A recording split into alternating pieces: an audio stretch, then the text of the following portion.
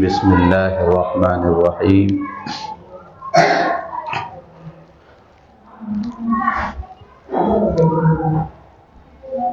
وما خلقت الجن والانس الا لیعبدون صدق اللہ العظیم وبلغنا رسوله النبی الامین المتین الکریم ونحن على ذلك لمن الشاہدین والشاکرین والحمد للہ رب العالمین۔ آئیے ہم اور آپ انتہائی ادب و احترام کے ساتھ آقا نامدار مدینے کے تاجدار دونوں عالم کے مالک و مختار احمد مجتبی محمد مصطفیٰ صلی اللہ تعالی علیہ وسلم کی مقدس و مطہر بارگاہ میں درود شریف کا نذرانہ عقیدت پیش کریں۔ اللہم صلی علی سیدنا و مولانا محمد معدن الجود والکرم وآلہ الکرام وابنہ الکریم وبارک وسلم صلاۃ وسلام علیک یا رسول اللہ صلی اللہ تعالی علیہ وسلم۔ اللہ تبارک و تعالی نے قرآن مجید میں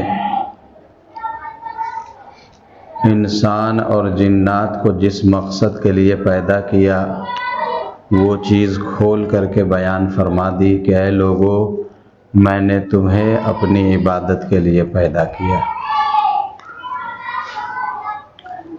لیکن جب عبادت کا تصور لوگوں کے سامنے میں آتا ہے تو لوگوں کو یہ بات لگتی ہے کہ عبادت نام صرف نماز کا ہے، عبادت نماز صرف روزہ رکھ لینے کا ہے، لیکن ایسا نہیں ہے، بلکہ اللہ کے رسول صلی اللہ تعالی علیہ وسلم نے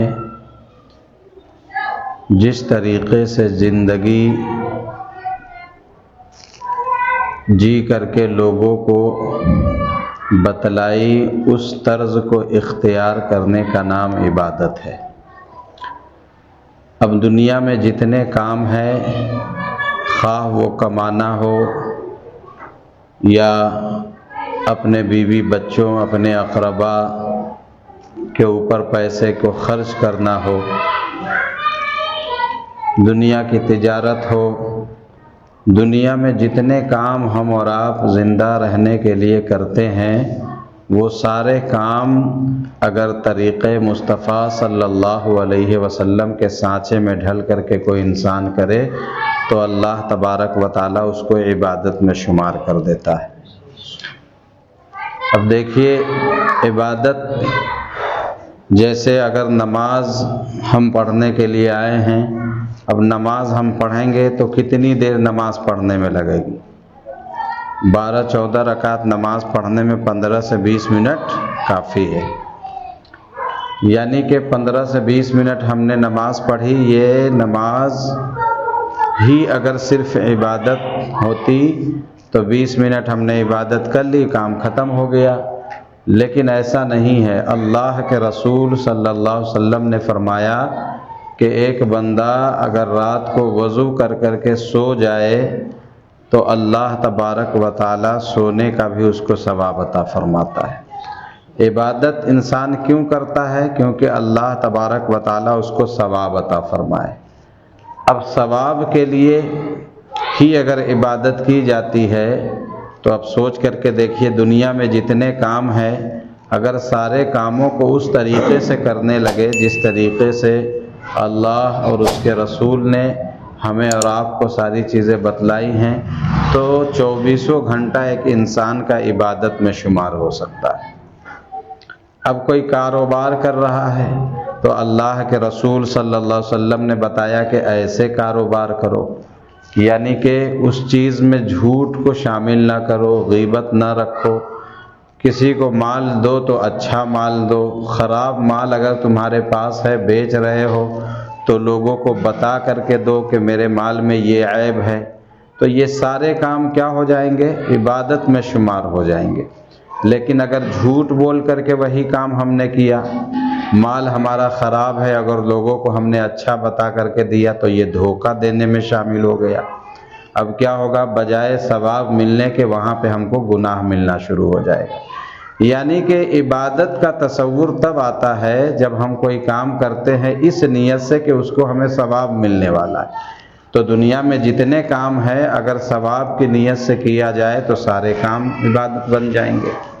تو اس لیے یہ دل و دماغ سے بات انسان نکال دے کہ نماز ہی صرف عبادت ہے، بلکہ دنیا میں جتنے کام ہیں وہ سب کے سب کام عبادت ہیں۔ بس یہ ہے کہ اس کو طریقے سے کیا جائے جس طریقے سے اللہ اور اس کے رسول صلی اللہ علیہ وسلم نے ہمیں اور آپ کو وہ چیز بتلائی ہے۔ اب ظاہر سی بات ہے، لیکن ہاں اب بات آتی ہے عبادت کی، تو افضل العبادت نماز کو کہا گیا ہے کہ جتنی عبادتیں اللہ تبارک و تعالیٰ کے لیے کی جاتی ہیں وہ ساری عبادتوں میں سب سے افضل عبادت کا نام نماز ہے۔ نماز سب سے افضل اس لیے ہے کیونکہ اللہ تبارک و تعالیٰ نے قرآن مجید کے اندر اس کی ایک دو جگہ نہیں بلکہ سینکڑوں جگہ پر اس کی اہمیت، اس کی فرضیت اور کیوں پڑھی جائے یہ ساری چیزیں اس کے اندر درشائی ہیں۔ تو دنیا میں ہم جو کام کرتے ہیں، اب جیسے علم دین حاصل کرنا، اب کسی چیز کو سیکھنا یہ تو ہماری مجبوری ہے، لیکن اللہ تبارک و تعالیٰ نے فرمایا کہ علم دین حاصل کرنا بھی عبادت ہے۔ اب کوئی دین کا علم حاصل کر رہا ہے اس کا مطلب یہ ہے کہ وہ عبادت میں شامل ہے۔ اب اس نیت سے سیکھے۔ ہاں اب سیکھنے کے بعد مسئلہ یہ آتا ہے کہ اس پر ہم اور آپ عمل کتنا کر رہے ہیں، اس لیے کہ وہ چیز اگر کوئی ایسی چیز خرید لی جائے جو ہماری ضرورت کی ہو اور اس کو ضرورت میں ہم نہیں لا رہے ہیں تو اس کا خریدنا میرے لیے نفع بخش نہیں۔ جیسے آپ نے گاڑی لی، اب گاڑی آپ چلائیں نہیں، 1,00,000 2 لاکھ روپیہ آپ نے لگا دیا تو اس گاڑی کو خریدنے سے کچھ فائدہ ہوا؟ اگر آپ گاڑی نہ چلاؤ، اس سے فائدہ نہ اٹھاؤ، اس سے پیسے نہ کماؤ، کھڑی کر کے رکھو تو گاڑی لینے کا کچھ فائدہ ہوا؟ نہیں ہوا۔ کیوں نہیں ہوا؟ کیونکہ گاڑی ہم نے لی اس لیے تھی تاکہ اس کو چلائیں گے، پیسے کمائیں گے، اس سے ہماری ضرورت پوری ہوگی، ہے نا؟ تو پتہ چلا کہ ہم نے گاڑی لی لیکن اگر اس کو استعمال نہیں کر رہے ہیں تو یہ عقل مندی کی نشانی نہیں، یہ بے وقوفی کی نشانی ہے۔ اور اسی طریقے سے ہم نے گھر بنا لیا، اب اس میں رہ نہیں رہے ہیں، نہ اس میں میں نے کرایہ دار کو رکھا، بس بنا کر کے چھوڑ دیا، تو یہ گھر میرے لیے کسی کام کا نہیں۔ کیوں؟ کیونکہ ہم نے بنایا تو ہے لیکن اس سے ہم فائدہ نہیں اٹھا رہے ہیں۔ اسی طریقے سے دنیا میں جتنی چیزیں ہیں، اب جیسے یہ پنکھے ہی لگے ہوئے ہیں، اگر گرمیوں میں اس کو نہ چلائیں یا نہ چلے، اس کا استعمال نہ ہو تو پھر اس کا لگانا بے وقوفی ہے۔ تو دنیا میں جتنی چیز ہم لاتے ہیں یا سیکھتے ہیں اس لیے تاکہ اس سے ہم فائدہ حاصل کریں۔ فائدہ حاصل کر رہے ہیں اس کا مطلب وہ چیز ہمارے لیے نفع بخش ہے۔ اسی طریقے سے دینی معلومات ہے، اسی طریقے سے علم دین کا حاصل کرنا ہے۔ اگر ہم سیکھ رہے ہیں اور سیکھنے کے بعد اس چیز پہ عمل نہیں ہے تو پھر وہ سیکھنا میرے لیے بیکار۔ ہم کو پتہ ہے کہ جھوٹ نہیں بولنا چاہیے، یہ اس چیز کا علم ہے کہ جھوٹ بولنا حرام ہے، جھوٹ بولنا حرام ہے اور بہت بڑا حرام ہے۔ اب ہم جھوٹ بول رہے ہیں، اس کا مطلب جس چیز کا مجھے علم ہے اس سے میں نے فائدہ نہیں اٹھایا، اس کا مطلب یہ سیکھنا میرے لیے بیکار ہے۔ جیسے گھر کا بنایا لیکن اس کو استعمال نہیں کیا، گاڑی لی لیکن اس کو یوز نہیں کی، اسی طریقے سے پنکھا لگایا لیکن اس کو چلایا نہیں، تو ساری چیزیں بغیر نفع بخش کے ہو گئی۔ اسی طریقے سے علم، اسی وقت وہ علم ہمارے لیے نافع بن سکتا ہے جب ہم اس سے فائدہ اٹھانا شروع کر دیں۔ فائدہ اٹھانا شروع کر دیں۔ اب قرآن ہمیں بتلا رہا ہے جھوٹ نہ بولو، اب ہم جھوٹ بول رہے ہیں، اس کا مطلب ہم نے قرآن سے سیکھا تو کہ جھوٹ بولنا حرام ہے لیکن ہم نے اس پہ عمل نہیں کیا۔ سچ بولنا بہت اچھی چیز ہے لیکن ہم نے بولا نہیں، جگہ جگہ ہم نے جھوٹ کا استعمال کیا، اس کا مطلب یہ ہے کہ اس کا علم تو ہے لیکن ہم نے اس سے فائدہ نہیں اٹھایا۔ اسی طریقے سے ہمیں پتہ ہے کہ نماز ہمارے اوپر فرض ہے اور ساری عبادتوں میں سب سے اہم عبادت نماز ہے۔ اس چیز کا علم ہے لیکن ہم پڑھ نہیں رہے، اس کا مطلب یہ ہے کہ ہم نے علم تو حاصل کیا لیکن اس کے اوپر ہم نے عمل نہیں کیا۔ تو اللہ کے رسول صلی اللہ علیہ وسلم نے کیا فرمایا کہ علم وہی اچھا علم ہے جو انسان کے لیے فائدہ بخش ہو۔ اگر اس سے فائدہ انسان نہیں اٹھا رہا ہے، اس کا مطلب یہ ہے کہ وہ علم اس کے لیے کوئی معنی نہیں رکھتی ہے۔ تو میرے عزیز، دنیا میں جو کام ہم اور آپ کرتے ہیں، یاد رکھیں اللہ تبارک و تعالیٰ نے اپنے بندوں پر جو علم دین حاصل کرنا فرض کیا ہے، تو اتنا نہیں کہ ایک انسان عالم بنے، ایک انسان مفتی بنے، ایک حافظ بنے، قاری بنے، علامہ بنے۔ اللہ نے کسی کے اوپر عالم بننا فرض نہیں کیا ہے، بلکہ اتنا علم حاصل کرنا فرض کیا ہے جتنے کی آپ کو ضرورت ہے، جتنے کی ضرورت ہے۔ جو کام آپ کرنا چاہ رہے ہیں اس کو شریعت کے دائرے میں رہ کر کے کرے، اس کے لیے اس کا علم آپ کو ہونا چاہیے۔ اس کے لیے کوئی ضروری نہیں کہ ایک انسان مدرسے میں 2 4 10 سال پڑھا رہے۔ بھائی ہم کاروبار کرنے کے لیے جا رہے ہیں، کسی عالم دین سے ہم نے صحبت اختیار کی یا پوچھ لیا کہ حضرت میں فلاں کاروبار کرنے جا رہا ہوں، یہ بتائیے کہ کاروبار میں کیا چیز صحیح ہے، کیا چیز غلط ہے۔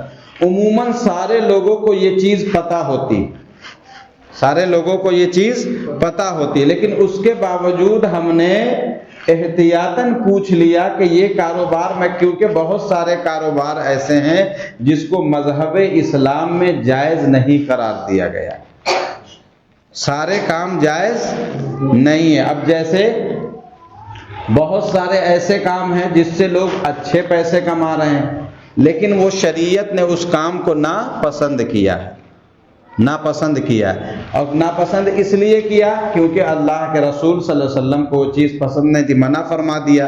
اب وہ کام اگر کر کے کوئی انسان کما رہا ہے تو اس کا مطلب یہ ہے کہ وہ پیسہ جو اس سے کما رہا ہے وہ اس کے لیے ناجائز۔ ایسے اب ہمیں پتہ تو ہونا چاہیے کہ کون سا کاروبار جائز ہے، کون سا ناجائز ہے۔ تو جب اس نیت سے ہم کسی کام کو شروع کرنے جا رہے ہیں تو اتنا اس کام کے بارے میں جان لینا ضروری ہے جس سے وہ کام صحیح طریقے سے چلنے لگے، اتنا علم اس کے لیے حاصل کرنا فرض۔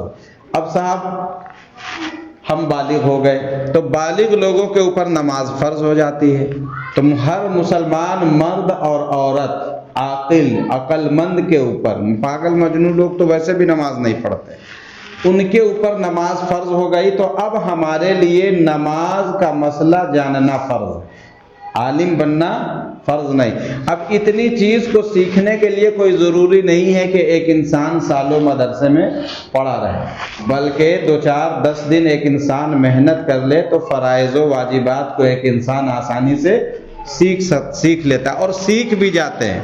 بسا اوقات تو ایسے لوگوں سے ملاقات ہوتی ہے۔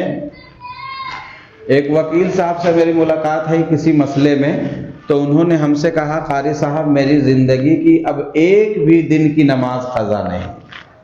وکیل آدمی ہے، چہرے پہ داڑھی بھی نہیں ہے۔ ہم نے کہا یہ آپ کیسے کہہ سکتے ہیں، کیونکہ آپ بالغ ہوئے ہوں گے تب سے ممکن ہے کبھی نہ کبھی نماز آپ کی چھوٹی ہوگی۔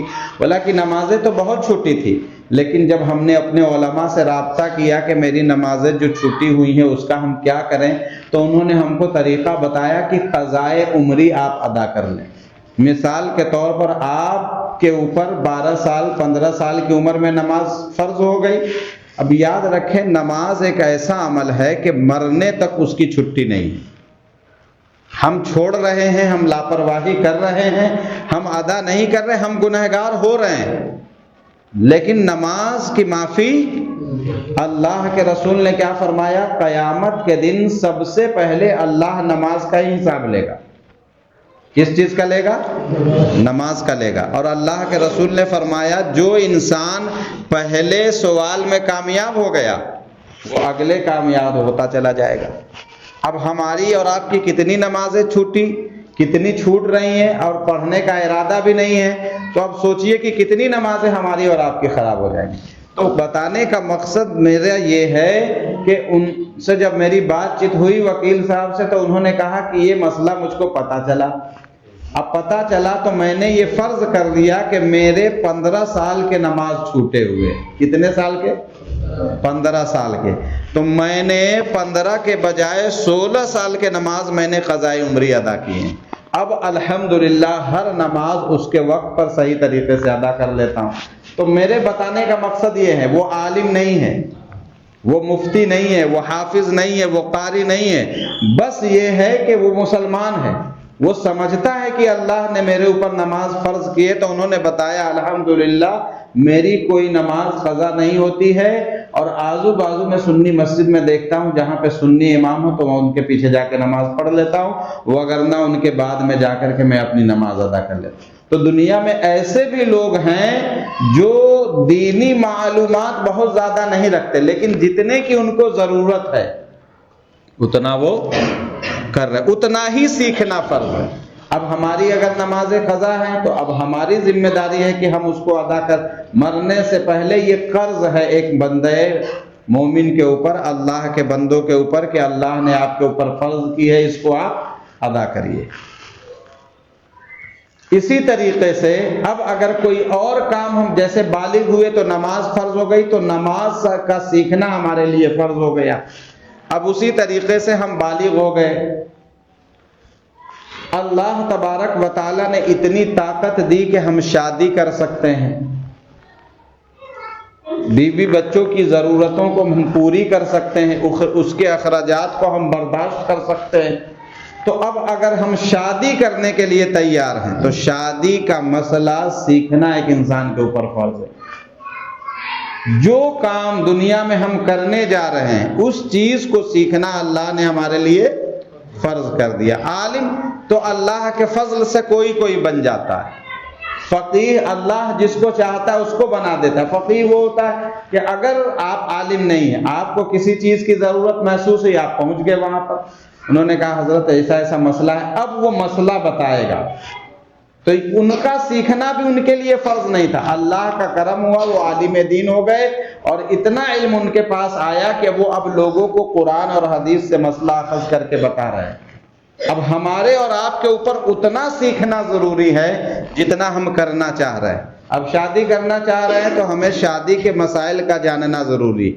اب میں جتنے لوگ یہاں پہ بیٹھے ہوئے ہیں اور آپ لوگوں سے پوچھوں گا کہ آپ بتائیے کتنے لوگ ہیں جو شادی سے پہلے شادی کے مسائل کو سیکھتے ہیں؟ کوئی سیکھتا نظر آتا ہے؟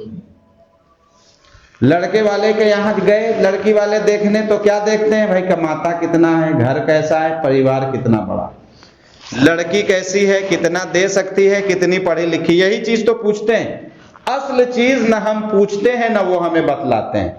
جب اصل چیز سے ہم لوگ پیدل ہیں تو شادی کے بعد تو معاملات خراب ہوں گے ہی. شادی سے پہلے مسائل شادی کا سیکھنا لڑکی کے لیے جتنا فرض ہے اتنا ہی لڑکے کے لیے فرض. اب لڑکے کے لیے کیا ضروری ہے کہ بیوی کا حقوق کیا ہے، اب وہ سیکھ لیا. لڑکی کے لیے فرض کیا ہے کہ شوہر کے حقوق کیا ہیں، اپنے گھر میں ساس سسر ہے اس کے کیا حق میرے اوپر ہے. اب وہ اگر حق کو جان کر کے گئی تو بتائیے کبھی وہ غلط راستے پہ جا سکتی؟ کبھی وہ مرد جو شادی کے حقوق کو جانتا ہو غلط راستے پہ جا سکتا ہے؟ نہیں جان سکتا. بلکہ ایک دوسرے کے حق کو وہ ادا کرنے میں اس طریقے سے بیزی ہو جائیں گے کہ ان کو کچھ پتہ نہیں چلے گا، زندگی آسانی سے کٹ جائے گی. تو میرے عزیز، دنیا میں اتنی باتیں سیکھنا جو ہم کرنے جا رہے ہیں اللہ نے ہمارے اوپر فرض کیا. عالم بننا فرض نہیں ہے، لیکن ہم عالم بھی بن گئے اور عمل نہیں کر رہے تو یہ علم میرے لیے بے سود ہے، نفع بخش نہیں ہے. اللہ ہمیں اور آپ کو وہ بھی کام کرے اس پہ عمل کرنے کی توفیق عطا فرمائے. کسی بھی قسم کی خطا غلطیاں ہوئی ہوں اپنے حبیب کے توسل سے تمام اغلاط کو معاف فرمائے.